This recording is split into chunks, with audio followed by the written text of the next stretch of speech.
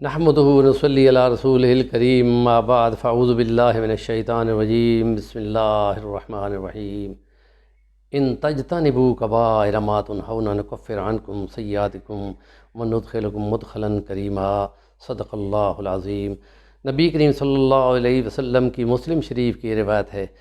کہ 5 نمازیں جمعے سے جمعے تک، رمضان سے رمضان تک، مکفرات بینہن اذا اجنب الکبائر، اگر کبائر سے بچا جائے، کبیرے گناہوں سے بچا جائے تو صغیرے گناہ یہ کفارہ بنتے جائیں گے، ایک نماز سے دوسری نماز تک 5 نمازیں دن کے اندر، اور جمعے سے جمعے تک پورا ایک ہفتہ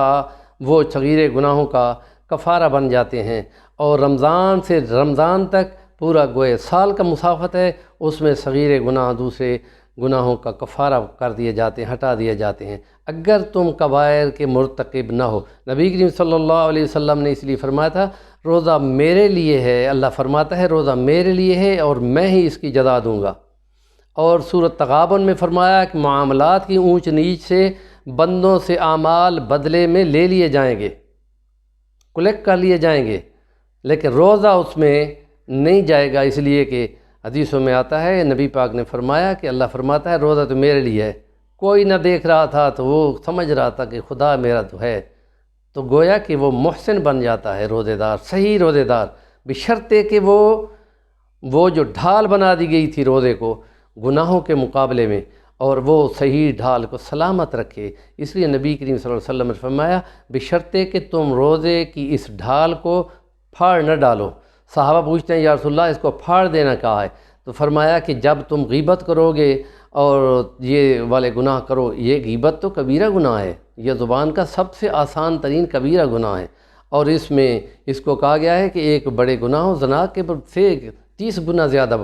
اپنی ثقاہت میں کہ اس کی توبہ ممکن نہیں ہے، تو اس حساب سے یہ بہت شدید ہے۔ تو جب بندہ آرام سے بیٹھ کر کسی کی غیبت کر لیتا ہے تو وہ روزے کو گویا کہ ڈھال کو توڑ دیتا ہے۔ تو اب یہ بھوکھا اور پیاسا شام تک سحری سے لے کے سورج غروب ہونے تک اس نے روزہ رکھا تھا، اور کھانے اور پینے اور جنسی خواہشات سے رکا رہا تھا اللہ کی رضا کے لیے، لیکن اب اس نے کبائر کا مرتکب ہو کر وہ ختم کر دیا۔ اس لیے اس آیت میں ہے کہ اگر کبیرے گناہوں سے تم بچتے رہے، صغیرے ہم ہٹاتے رہیں گے، ایک نماز سے دوسری نماز، جیسا وضو کرتے ہیں تو آپ نے فرمایا کہ کسی کے دروازے پہ نہر چل رہی ہو تو کیا خیال ہے اس کا کوئی میل رہ جائے گا؟ صحابہ کہتے ہیں یا رسول اللہ وہ کیسے میل اس کی رہ سکتی ہے؟ اچھی طرح وضو کرتا ہے تو اس کے گناہ جھڑ جاتے ہیں۔ اس لیے اور جمعے سے جمعے تک، تو جمعے کے ایک جمعے اس کی رات بھی ہے، اس کا دن بھی ہے، یہ اس کی خاص شان ہے کہ اس دن جمعے کا اور اس کی رات کی اگر کوئی مسلمان فوت ہوتا ہے تو قبر کا عذاب اس سے ہٹا دیا جاتا ہے، اور وہ جو 10 آیات سورۃ کہف کی ابتدائی پڑھتا ہے تو حدیث میں آتا ہے کہ دجال کے فتنے سے اس کو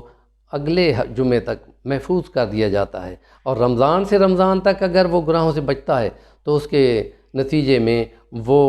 پاک صاف رہتا ہے، اور بشرطے کہ وہ کبائر کا مرتکب نہ ہو۔ اور کبیروں میں سب سے آسان گناہ زبان کے گناہ ہیں، اور ان سے بچنا بہت زیادہ ضروری ہے، اور یہ بہتان لگا دینا، غیبت کر دینا، اَیُحِبُّ أَحَدُکُمْ أَن یأکل لحم اخیہ میتا فکرہتموہ، کیوں تمہیں برا نہیں لگتا کہ تم مردہ بھائی کا گوشت کھاؤ اور تمہیں کراہت نہ آئے؟ تو اس لیے کہا کہ اس سے بچا کرو، اس لیے کہ یہ بہت زیادہ نقصان کا باعث ہوتا ہے، اور روزہ ویسے ہی خراب ہو جاتا ہے۔ ایسے پھر تم بھوکے پیاسے رہ رہے تو خدا کو تمہاری اس بھوکا پیاسے رہنے کی کوئی پرواہ نہیں ہے۔ اور رمضان کی خاص یہ وصف ہے کہ ایک دعا اس میں قبول ہوتی ہے، اور اس دعا میں جمعے کے دن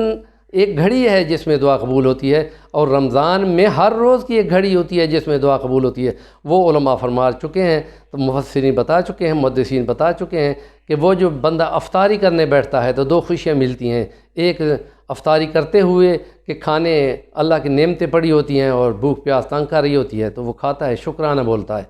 تو وہ خوشی ملتی ہے، اور دوسری جب اللہ سے ملاقات ہوگی تو اس لیے بہت ضروری ہے کہ اللہ سے ملاقات ہو تو یہ روزہ صحیح سلامت ہو، ان گناہوں سے بچے۔ اس سے بہتر ہے کہ پھر وہ بندہ تلاوت کرے اور سوتا رہے، اور ان نیکی کی باتوں کو آگے ابلاغ کریں کہ یہ مہینہ